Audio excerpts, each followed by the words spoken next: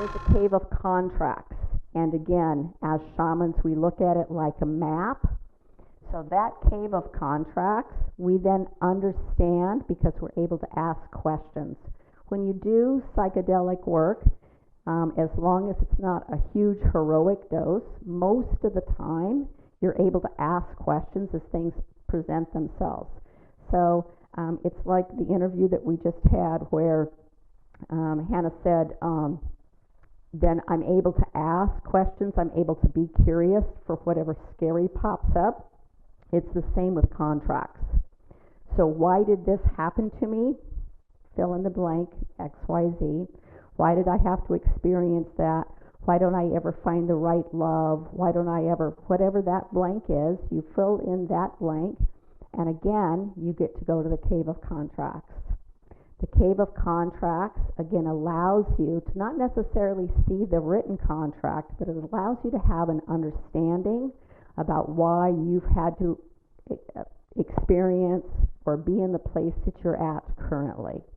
Because most of the time, our prefrontal cortex is executive thinking, and we're going to give everything meaning. So if I say the word to you, snurfanerphagus, your brain is going to try to open a file and figure out what snurfanerphagus means.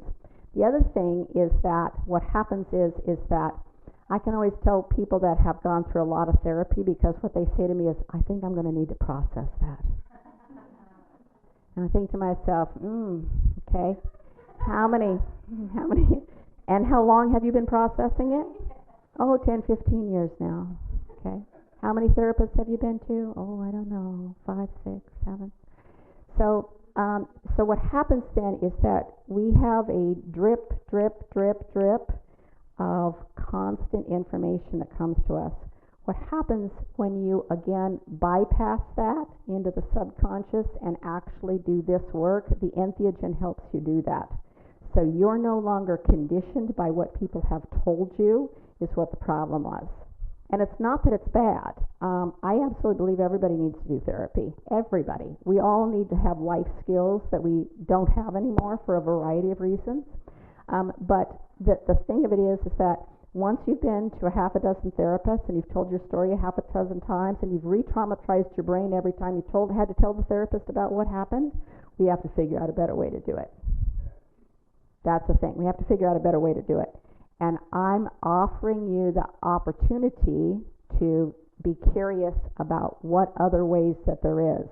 Because like I said, I absolutely believe in therapy, but when do you graduate?